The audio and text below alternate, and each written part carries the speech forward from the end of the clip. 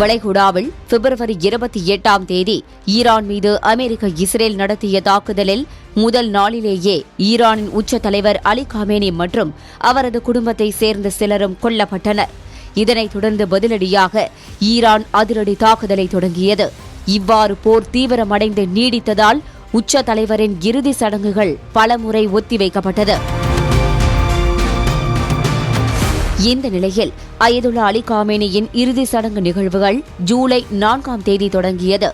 இதில் கருப்பு நிற உடைகளில் கடலென திரண்டிருந்த மக்கள் பல்வேறு கோஷங்களை முழக்கமிட்டுக் கொண்டே காமேனியின் இறுதி ஊர்வலத்தில் கலந்து கொண்டுள்ளனர்.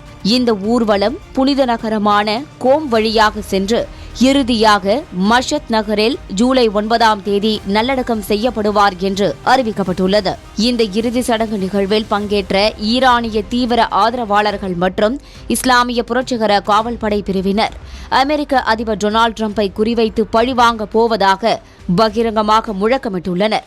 காமேனியின் உடல் வைக்கப்பட்டிருந்த வாகனத்தின் முன்பாக அமெரிக்க அதிபர் டொனால்டு டிரம்ப் மற்றும் இஸ்ரேல் பிரதமர் பெஞ்சமின் நெதன்யாகு ஆகியோரின் முகங்களில் துப்பாக்கியால் குறிவைக்கப்பட்ட ராட்சத போஸ்டர்களை கூட்டத்தினர் ஏந்தி சென்றனர்.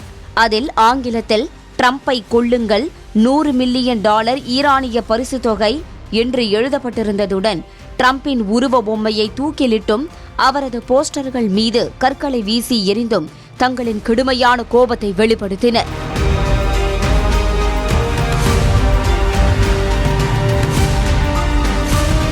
மேலும் இனி ரத்தம்தான் பதிலடி, டிரம்பை கொல்லுங்கள், டிரம்ப் அல்லது நெதன்யாகுவை கொல்லுங்கள், $100 மில்லியன் பரிசு என்ற வாசகங்கள் அடங்கிய பேனர்களை ஏந்தியவாறு மக்கள் ஊர்வலத்தில் கலந்து கொண்டனர்.